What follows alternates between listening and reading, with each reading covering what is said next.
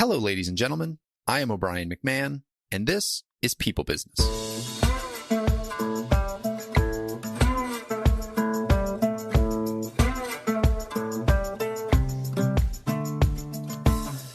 In this episode, I'm joined by Erin Diehl.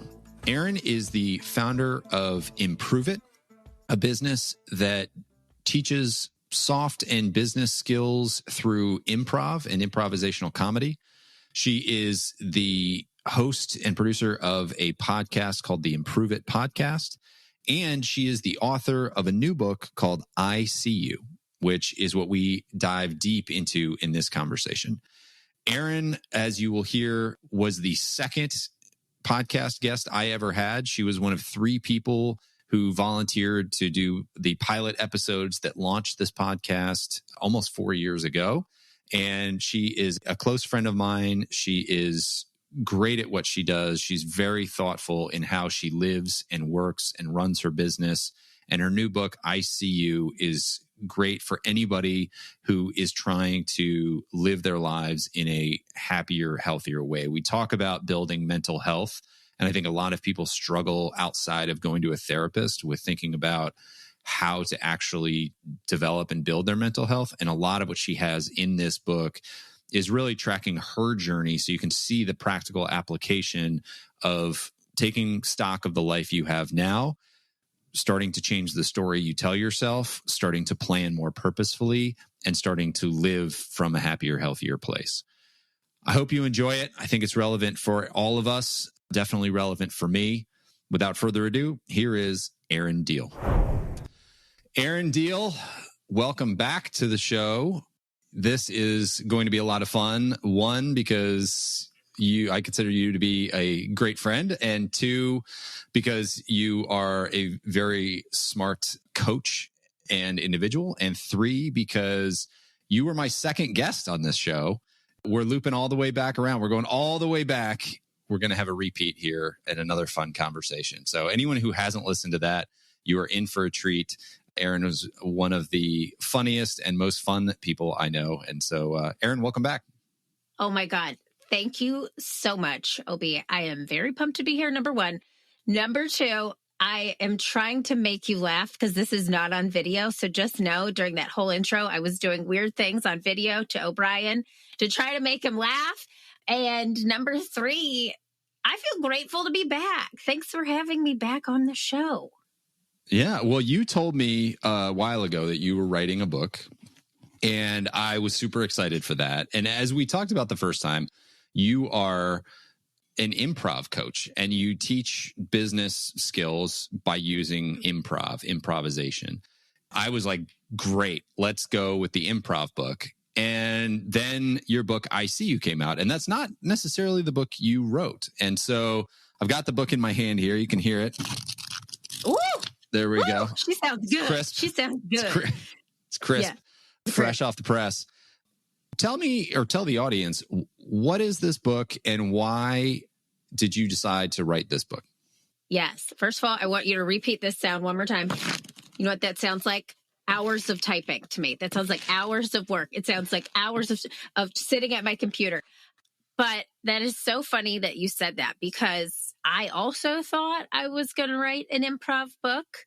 I also thought that I was going to just basically tell people how to do what we do. And a funny thing called life happened that completely changed everything. So in the beginning of the book, I just share the story of what guided me to get here. But truly, I was guided to write this book. I know that sounds a little woo-woo, but I went through what I like to call a period of time called the 3 Ps, because in 2020, I basically broke. I'm sure a lot of people listening to this, maybe yourself included, could relate to that time period.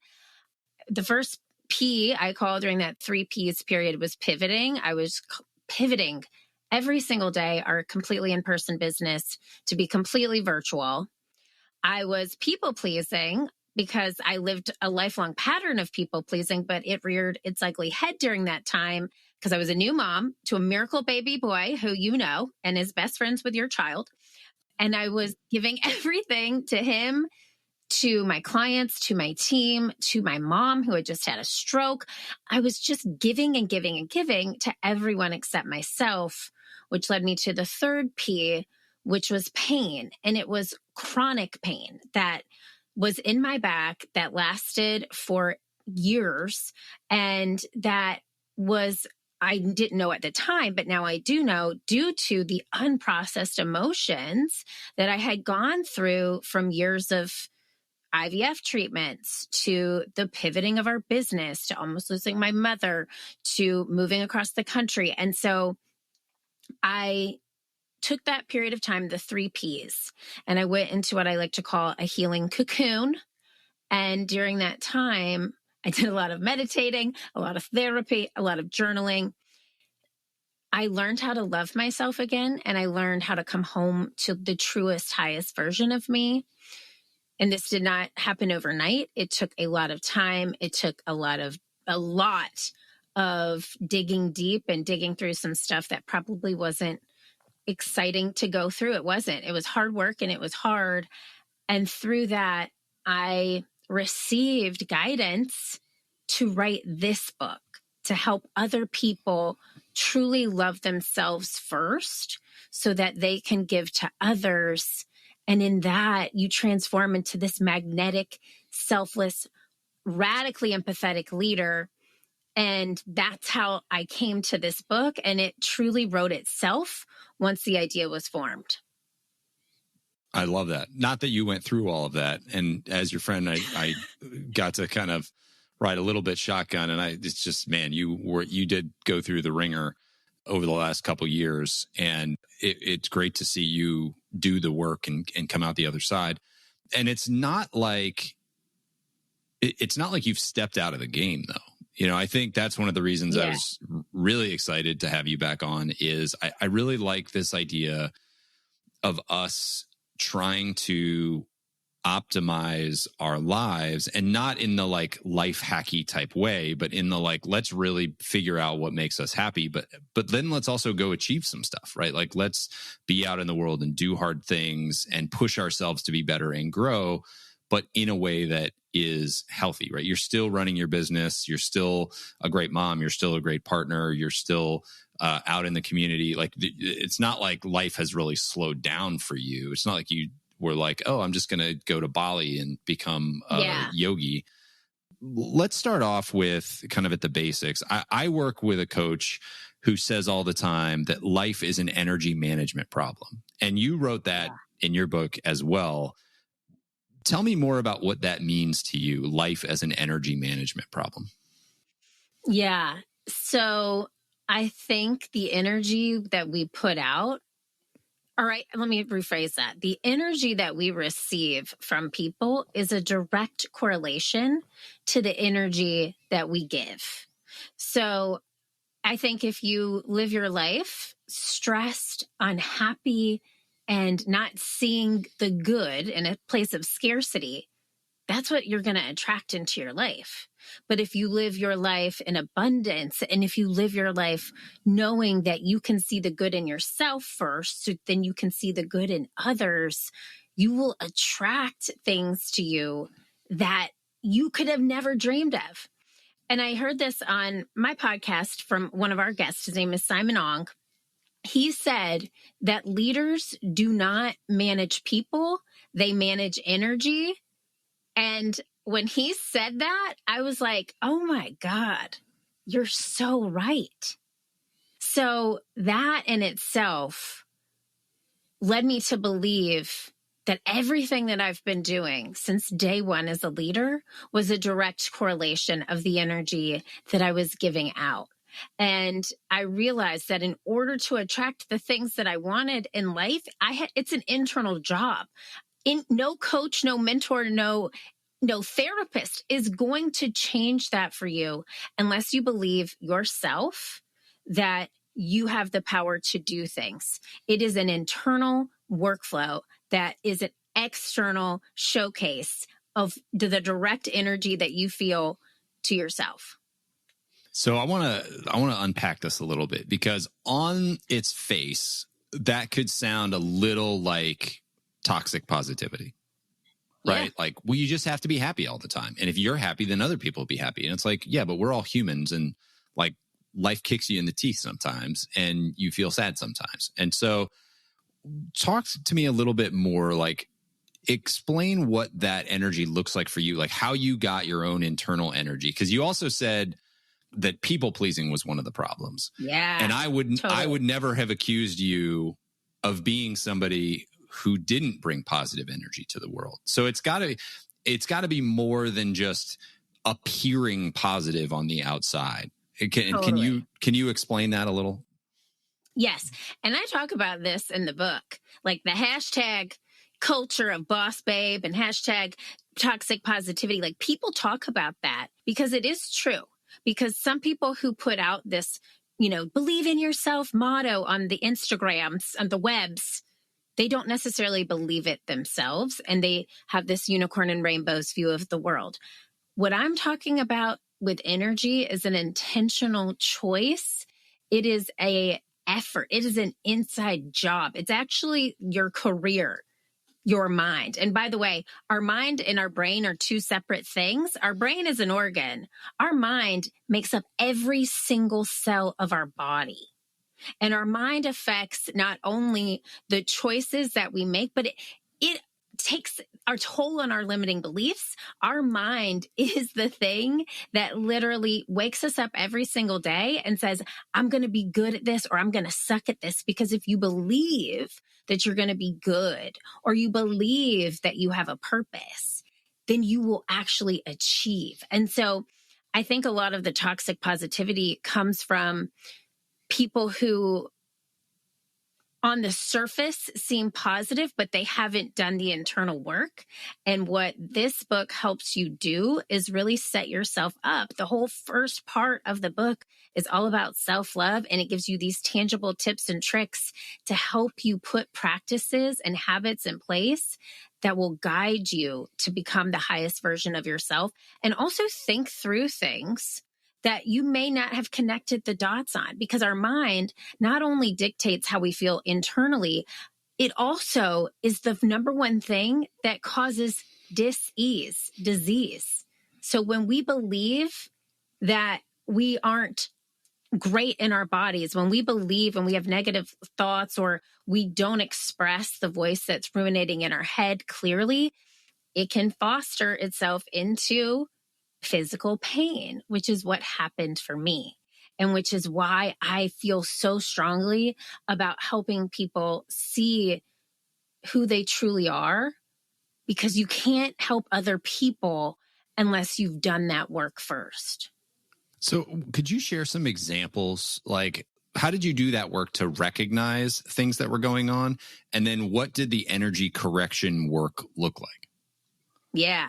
So I actually, and again, when I say leaders and coaches can't help you can't help you, it's an internal job. They can guide you. They can tell you the work to go look at and study, but it's up to you to do the work. So I actually had an intuitive life coach who guided me to the book, When the Body Says No by Gabor Mate.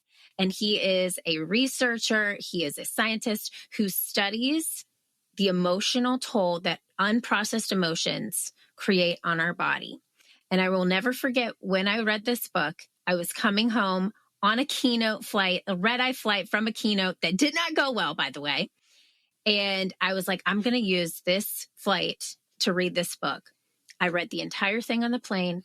At the very last chapter, I'm sitting there, ugly Kim Kardashian, crying in my chair. The stranger next to me was probably like, what is going on? I mean, I had the ugly butt face, like my face was scratched, sobbing. And I'm like, oh my God, that's it. I am pissed. I am so mad. And literally, that night drove home and was like, man, I'm going to heal.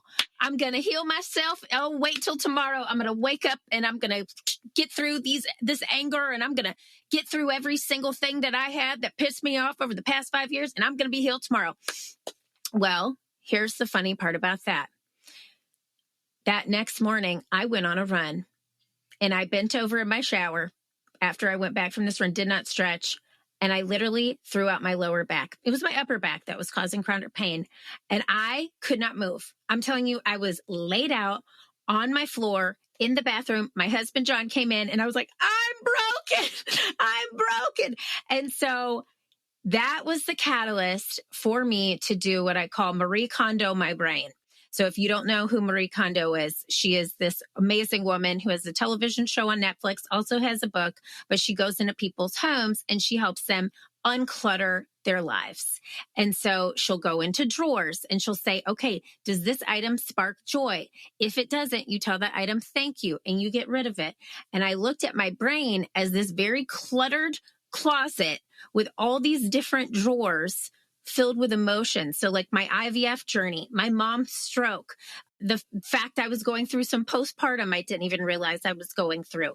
All of these cluttered drawers needed to be organized, and I needed to take out what no longer served me, tell it thank you, and reorganize my brain or my mind, I should say. And so I slowly but surely went through that process, drawer by drawer, and learned like this drawer here has anger, and I need to talk through that anger with this person in order to heal. And so then once I finished that drawer, I would go to the next. Did you just do this work intuitively, or was it in the book like, hey, here's how you unpack that stuff? And so you just use that framework to unpack it? Or was this done with a therapist? Or like, how did you come up with that process? Yeah, that's a great question. So the book helps you realize ultimately what his book talks about is you're having physical pain. This pain is caused by something. If it's undiagnosable, there is an underlying root to that pain. So how do you get to that root? So then I found another book called Healing Back Pain by Dr. John Sarno, who is no longer alive. But the same principle is there. If you can, it's called TMS, tension, tension something. I'm going to have to Google this, but it's TMS syndrome, okay? Tension mitosis syndrome. But again, it was this whole idea of our body is storing unprocessed emotions, which lead to dis-ease or disease. And so intuitively, I knew that there was a series of several events in my life that I had just disassociated from by overworking, by people pleasing, with bad reality television and a dirty martini at the end of the day. And I had not allowed myself to feel. So it was more of an intuitive process. And I had my intuitive life coach there to support me. In fact, we always laugh about this one day. He just allowed himself to be my punching bag. I just literally threw daggers at him that he did not deserve. But, you know, he allowed me to get that anger out.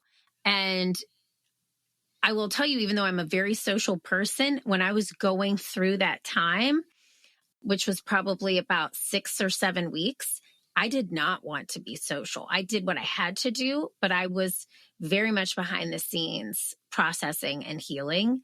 And healing is never done, but I do feel like I allowed myself intuitively to go through the biggest things. And then here's the kicker, OB.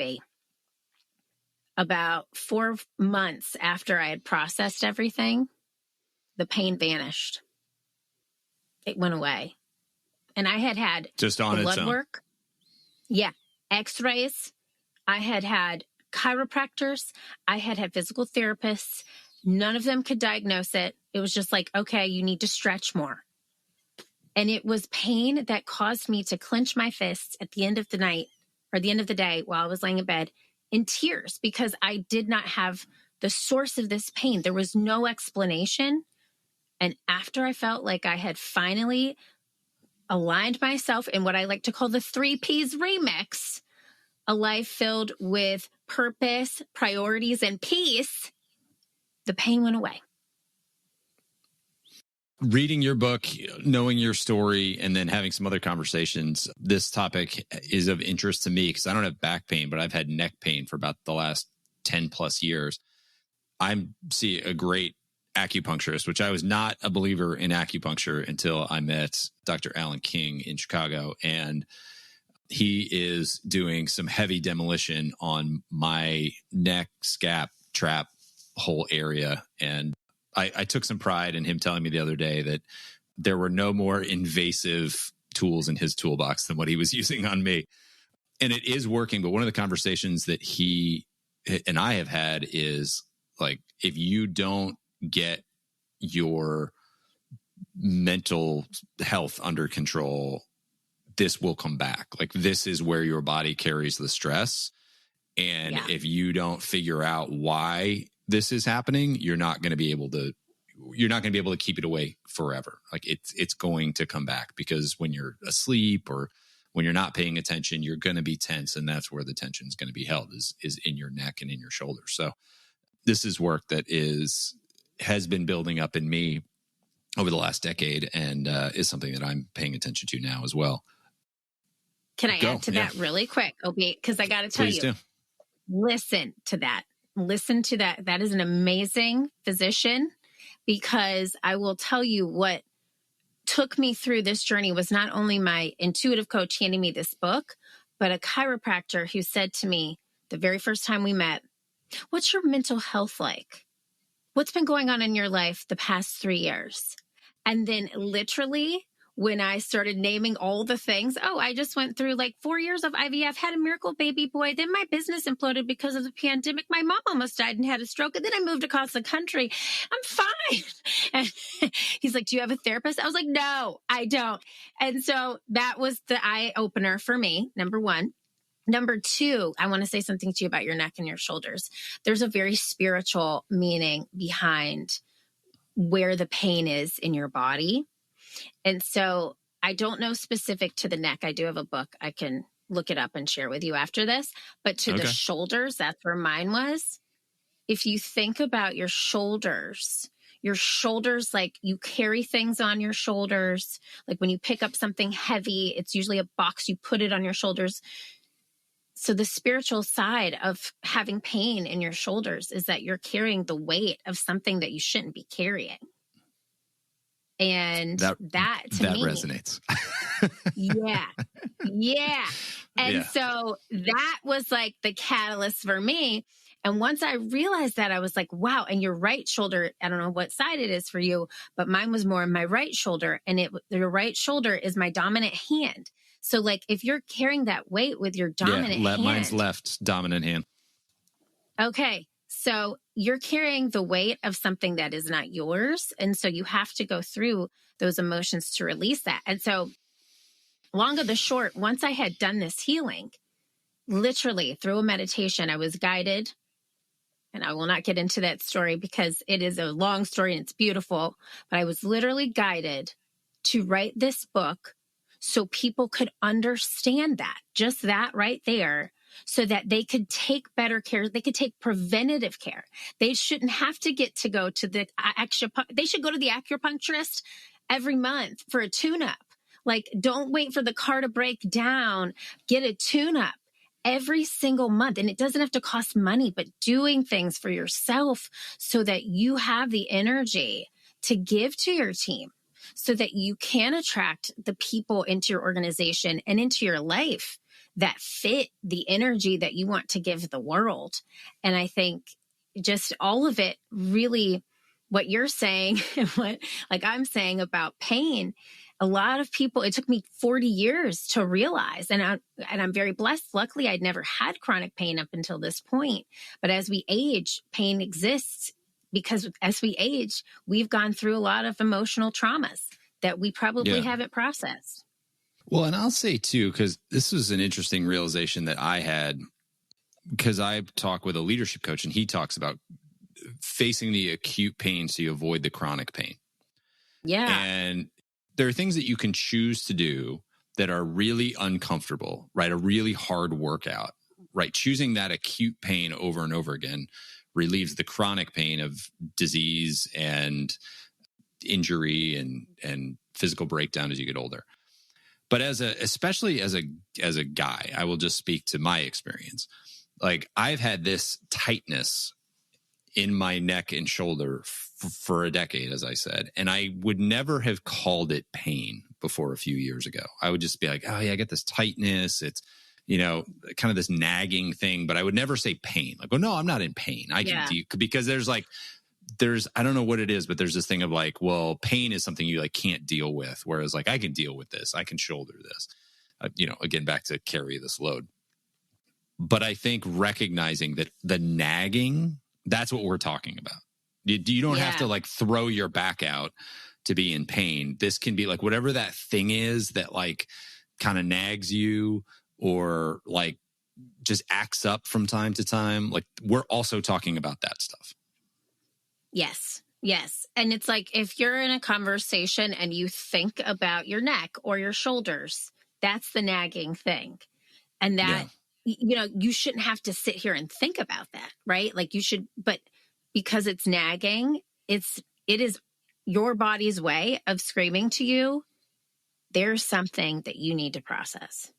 True. Yeah. You'll enjoy this too. So the last time I was in with the acupuncturist, we were talking about this, and he's like, oh, you wouldn't believe how many times it happens where I release something and the person, without prompting, I'll just release it, and they will immediately start talking about some problem that they have. Mm.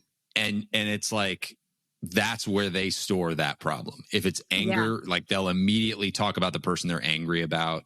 If it's a lack of confidence, and stress, they'll like immediately start talking about that. He's like, it's incredible, that mind-body connection, which sounds woo-woo again, I know, but he was like, it happens in here all the time. Yeah. And the more science is getting, and so the book I would highly recommend to you, Obi, is called Healing Back Pain. It doesn't have to be the back. It's any pain, right? So mine was shoulder pain. So I would highly, highly recommend. It is all about the mind-body connection. And the author started writing about this in the late 80s, early 90s, before medicine had caught up. And he unfortunately is no longer with us, but his work remains. And I actually had on our podcast the person who created a documentary about his life and about his own chronic pain and how Dr. Sarno helped him.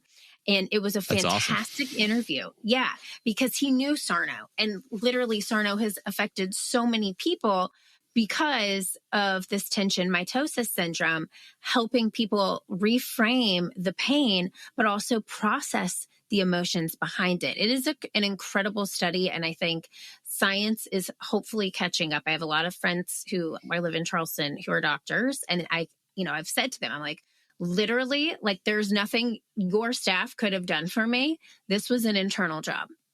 And a couple of my friends agree. And I think they're finally learning that in the medical field, that the mind-body connection is the tool, the only tool that we have to create a well care system. Because if we can focus on wellness, then there'll be less sickness. So that's ultimately like what guided me to this. Preach, sister. Talk to me about self-limiting beliefs. Yeah. Because we're talking about pain, and we're talking about sort of the things that you can't let go of, but self-limiting beliefs to me is a little bit different. So can you explain that and what that looks like? Yeah. So limiting beliefs are anything that you have in your... Okay, wait, I have actually data to back this up because I'm writing a new keynote about this. Listen to this.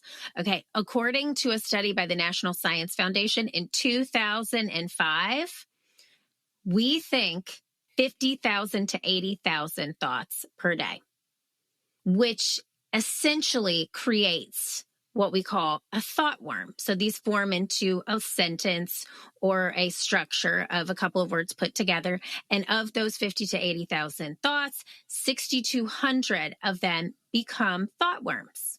Of those 6,200 thought worms, do you want to know how many of those are negative thoughts?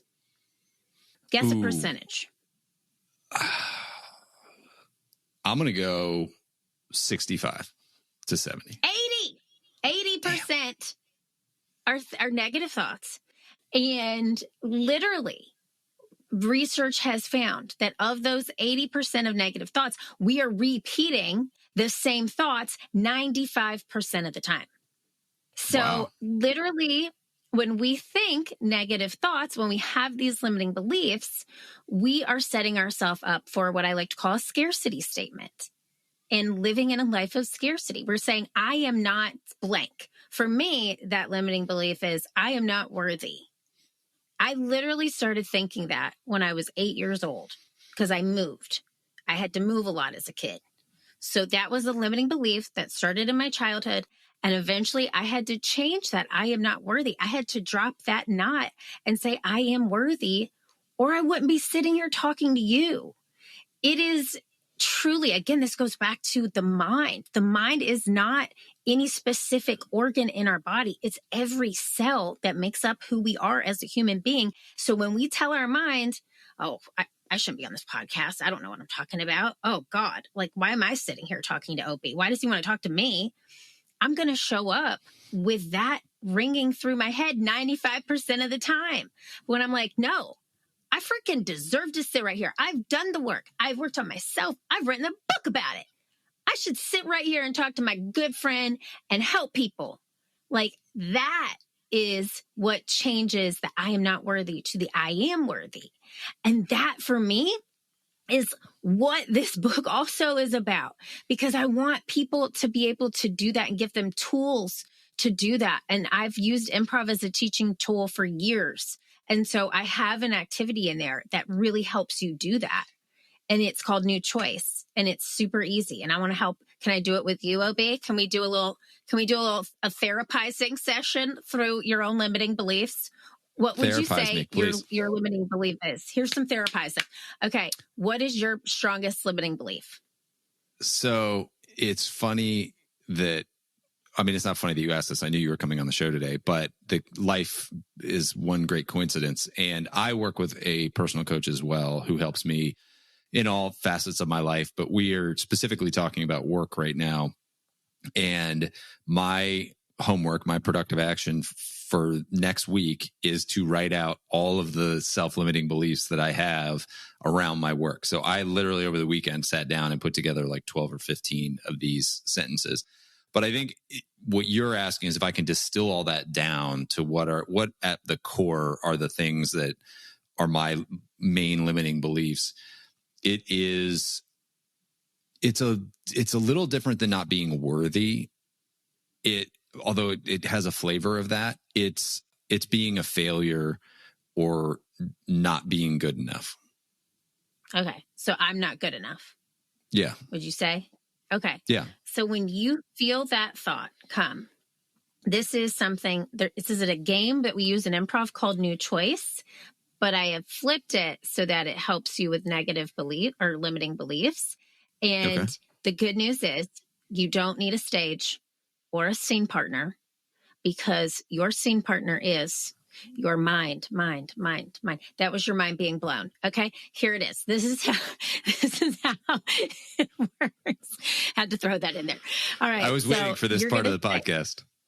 Yeah, here it is. So we got too serious. You know, I had to bring it back. So of course, when you say I'm not good enough, it's literally I want you to clap out, like just wherever you are. Even if you're in the middle of a conversation, like you can slow clap. Okay. So like, let's say you're talking to me right now and you're like, I am not good enough.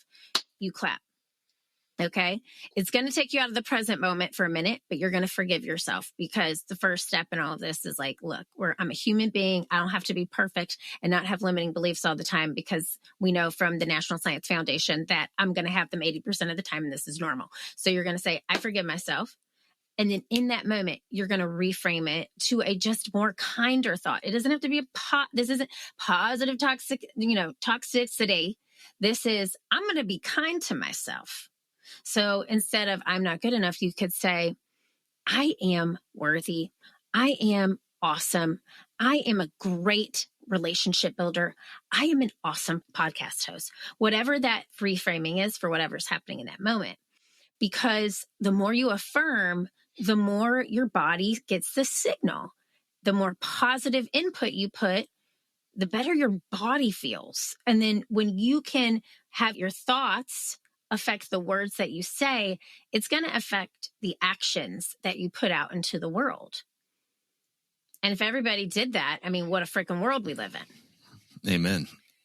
I think of this as meditation. And I know that word turns some people off, but the whole point of meditation, as I understand it, is not about sitting there with a clear mind. It is about the ability to come back and recenter yourself, to come back to a still mind, because the monkey mind's going to jump all over the place. But the more you practice the coming back, the longer you're going to be able to hold a still mind, and the easier it's going to be when you're out in the world and crazy thoughts jump in to let them go. And so to me, the whole point of meditation is the coming back and the recentering. And I think this is just a great example of a way to think about meditation differently, where it's now I'm paying attention to my negative self-talk and I'm going to come back to a positive reframing. And it's going to be hard. I'm going to miss a bunch of them at first, but I'm going to, do my claps, bring it back.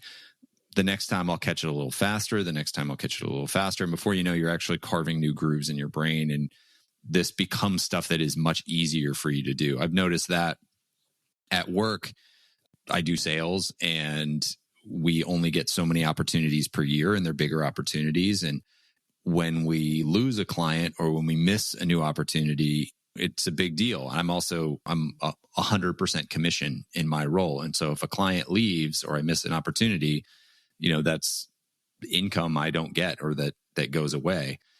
And so just the stress of that can be big. I had a deal a number of years ago. It was my largest deal at the time.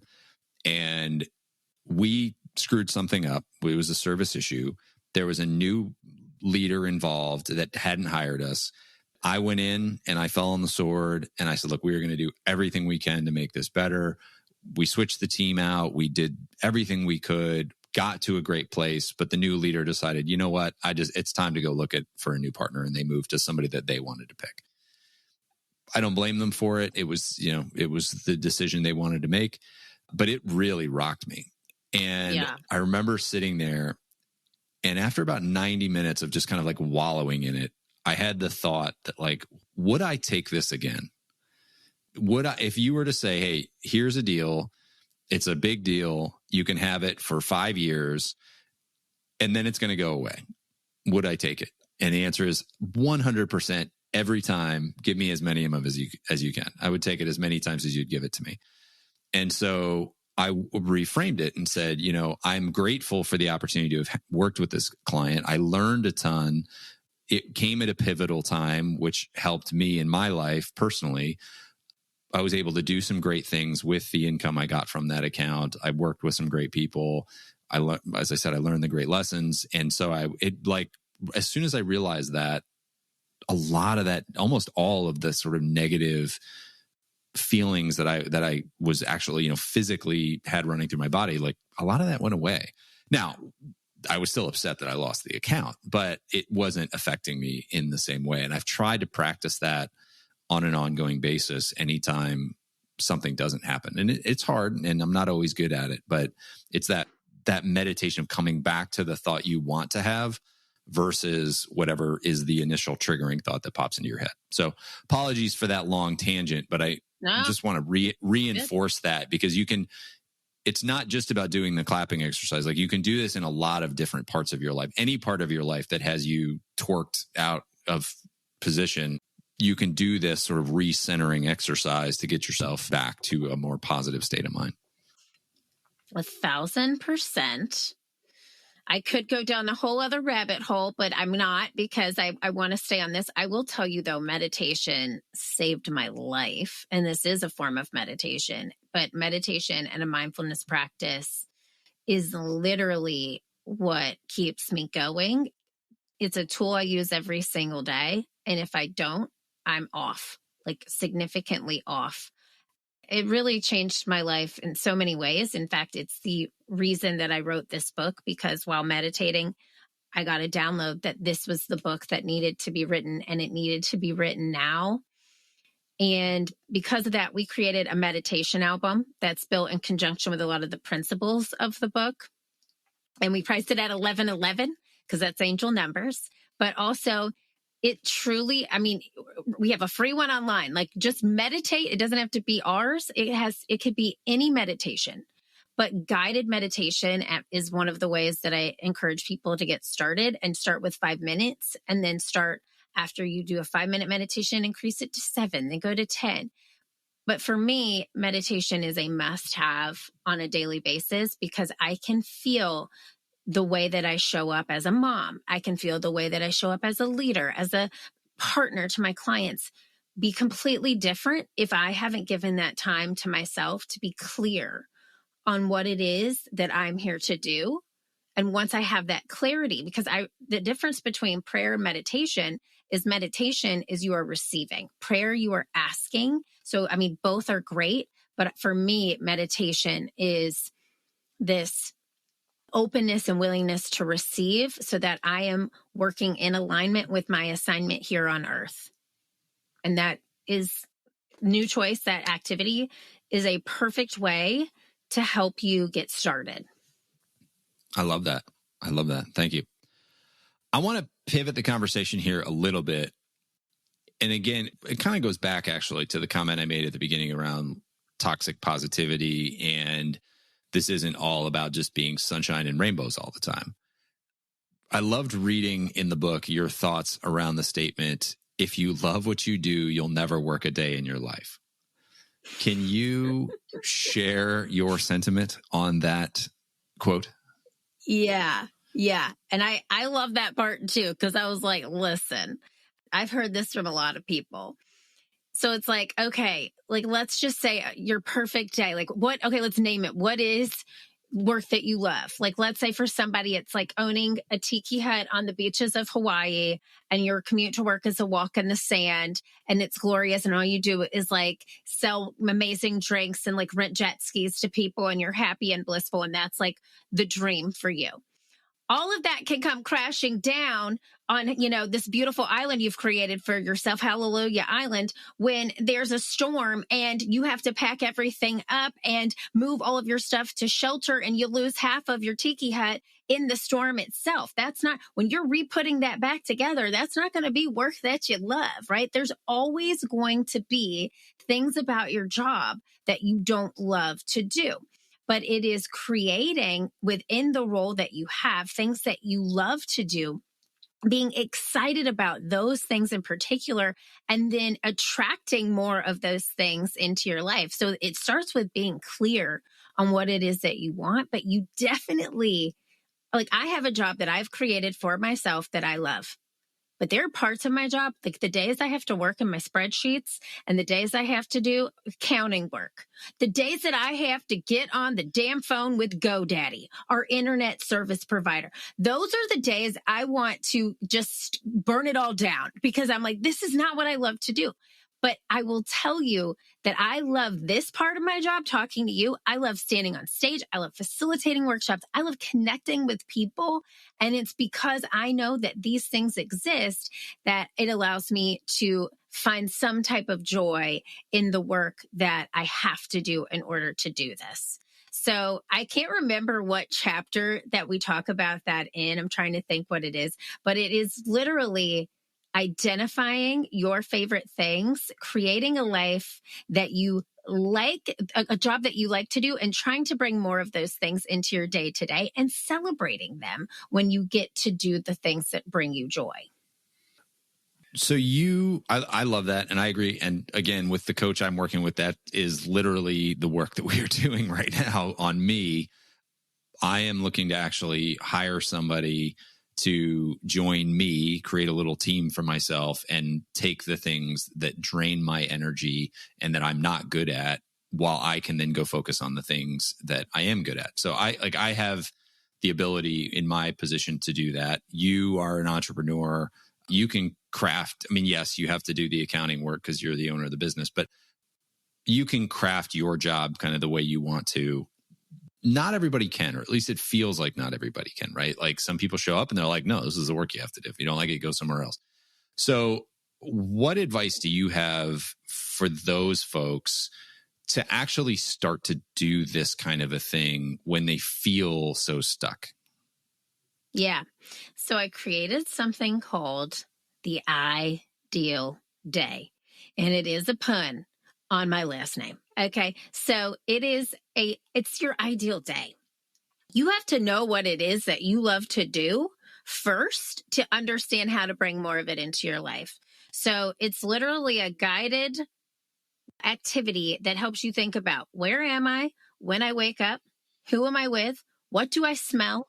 What is my environment like? What do I have for breakfast? Where do I work? What am I wearing when I go to work? Who am I working with? What is the work that I'm doing? This is like if you had the most perfect day of your life, what would it look like? Where are you ending your workday? What are you doing at the end of that workday? And who are you with? What is your practice before you put your head on your pillow at night? And once you kind of decipher through all those things, I did a version of this in a book called The Artist's Way by Julia Cameron in 2017. I lived in Chicago at the time. I knew that I loved the ocean and I loved being warm. I was sick of the winters. And because of this activity I did in 2017, I actually went back and looked at my answers from 6 years ago, and almost every single thing that I had on that list came true. I now live in my ideal location. I literally wear what I want to wear to work. I am with the people and I see palm trees out my window every single morning. I am with my husband and I have a child, but then I did not have a child or a promise of one because it was a very hard journey.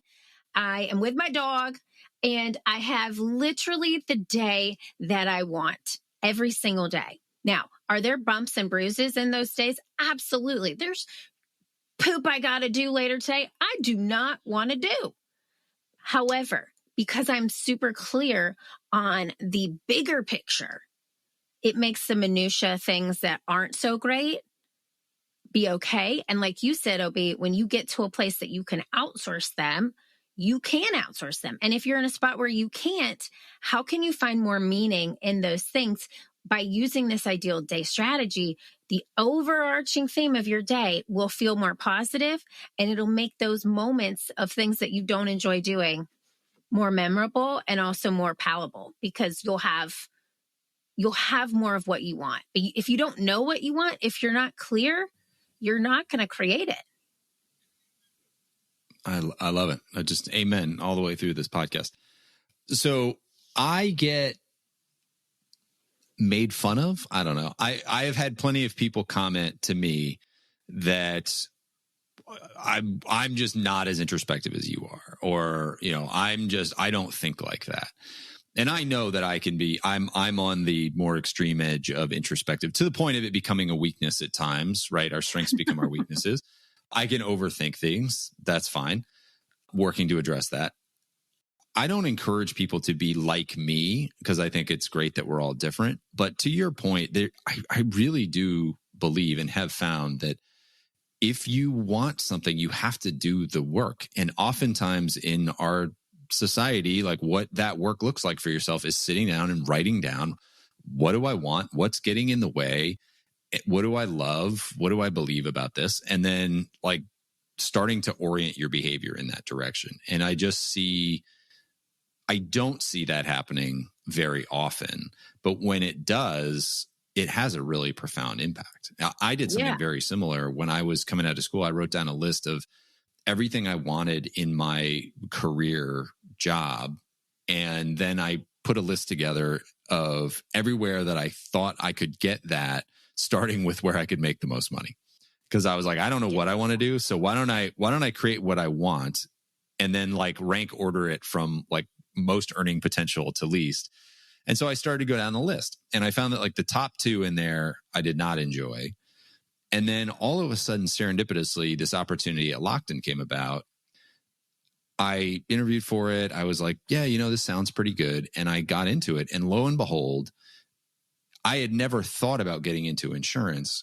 And yet when I look back at the list, everything I had written down, my current job checks off. And that's why I've been there 15 years now. So I think that that's true. I've heard of other people doing it for the type of partner they want, right? If you're single and you are trying to find a partner, you know, defining what that partner looks and feels like, not even physically looks like, although maybe, but like look, what are the traits and attributes that you want? And then go seek those types of people out. Same for just your overall lifestyle. I think that type of exercise is really important. I agree. And I will tell you, I did that list for my hubby. And guess what? Check, check, check. And then in the book, there is something called your offer letter to yourself. Okay. Because this is in part 2 of the book where you figured out how you give this love to yourself. Part 1 is self-love. Part 2 is selfless leadership. And so there's this whole case study in there about a woman on my team, Jenna McDonald, who is literally the case study of our entire business. And the end of the chapter is all about creating an offer letter to yourself to create the job and the life and the role that you want, and saying this offer letter is like accepting it, right? So it's like, and I even wrote a letter to myself in there to give you an example of how to do it. Because when you sign that contract with yourself, with the universe, God, source, whatever you want to call it, you are saying these things, specific things, will come true. And that, to me, when you believe that wholeheartedly, and then you surrender to, I'm here for the journey. There's going to be some failures. There's going to be some lessons along the way, but each one of those is going to guide me to this offer letter. That's when magic happens. And I've seen it happen my entire life. And I feel like that's what I bottled up in this book, is literally how you can do that in step-by-step approaches. Because if you're not specific and you don't know what you want, you're just going to constantly be kind of like ping-ponging all over the place, when you could have a direct line of sight into the exact job that you want to attract, the exact people, person, whatever you want to attract into your life. It's all starts internally as an internal job. By managing your own energy. There's that again. And it is a constant process, and it is work. It is not easy. You have to be intentional. Yeah, it's some of the hardest cognitive work I think you do, because it takes recognizing that you are not the person you want to be. You are not living the life you want to live, and that there's a lot of room for improvement. And that is really hard for us to come to grips with. I mean, so hard that most people never even get close to doing it, right? You even bring up the idea of doing any kind of this internal work, and you get so many, wow, Scott, they'll scoff it away or whatever. And it's a lot of that is just discomfort.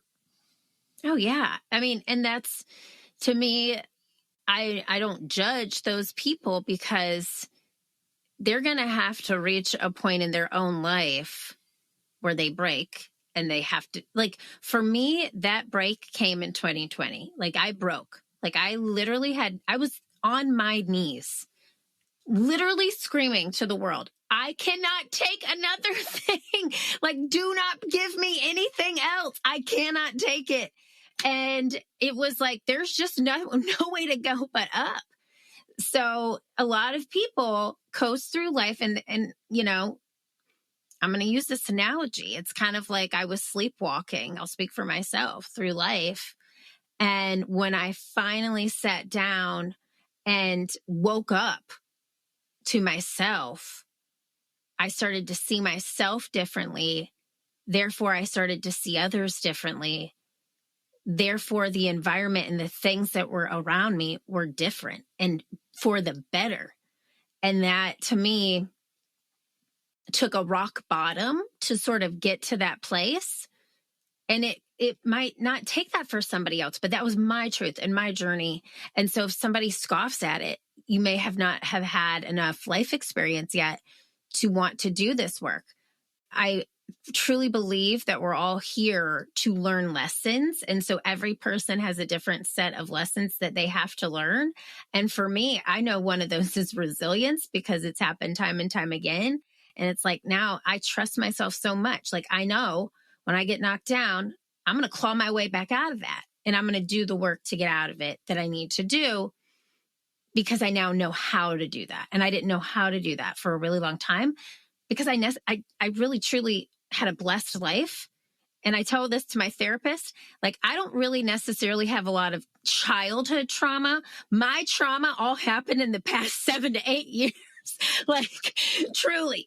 So I'm working through it at a time that I'm supposed to be working through it. And I truly feel like the teacher also has to learn the lessons. So like for me, I'm supposed to teach this to help other people, but I have to live it in order to be empathetic and teach people how. I love it. I love it. And I just want to point out one more time what I think I pointed out at the beginning of this conversation, which is on paper, I don't think anything in your life has changed since doing this work, right?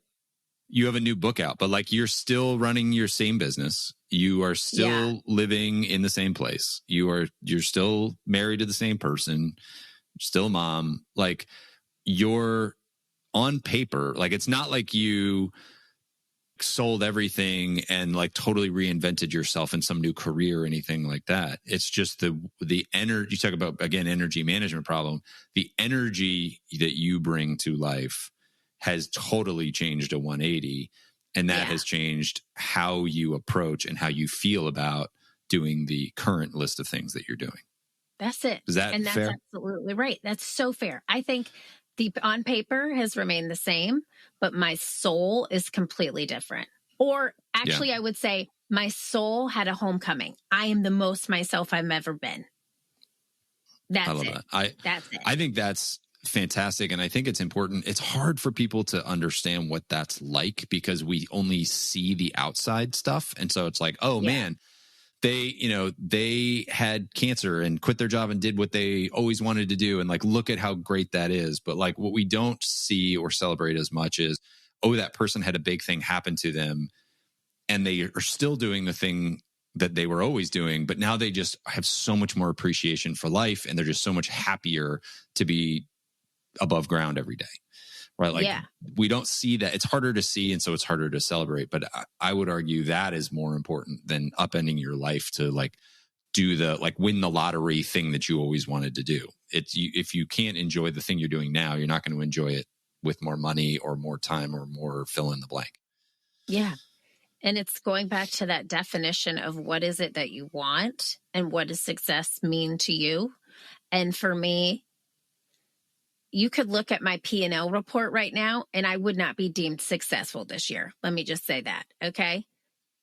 But I feel so successful internally for the work that I have done as a human. And that's why I really needed this transformation. There's so many things, the number in your bank account, the number of Instagram followers, the number on a scale, all of those things we let define us. But if we truly have the ability to see ourselves differently for the human that we are here to be, then you can define success for yourself. Like for me, this is the most successful I have ever been inside this body. I love that. And I've had better years financially. Yeah. Just going to say that. As your friend and somebody who is a cheerleader for you, I am thrilled to see you feeling this way and have this book out in the world. And I hope that this helps it reach some new audiences. And I just encourage people to pick it up and start doing some of this work. It is hard. It feels very uncomfortable, but there is some great stuff on the other side of it. Erin, what final message do you have for the audience before we wrap up? Oh, man. I think for me, the biggest thing is define success for yourself and allow yourself to be able to look in the mirror and tell yourself, I love you and I see you at the end of the day, because you are so clear on what that internal success feels like that all you can see when you look at yourself is a direct reflection of that work that you have done internally. And once you feel that love internally, you're going to be able to give it to so many people. It doesn't just affect your team, your community. It affects your family. It affects the people that you meet as strangers on the street. And then once you have that connection of love to love, you're going to just feel that radiate in your life every single day. and you're going to create the people, the places, and the things that you want around you in such an abundant way. And it's going to feel so authentic because it is the root of who you are as a human. That's it. There you go. That's it, everybody. That is everybody. That's it. Go do the work. Godspeed and enjoy it, because we don't get to do this work forever. It doesn't last forever. All right. Thank you, Erin. Thank you, everybody. All the best. Good luck as you go out and try to be the best version of yourself.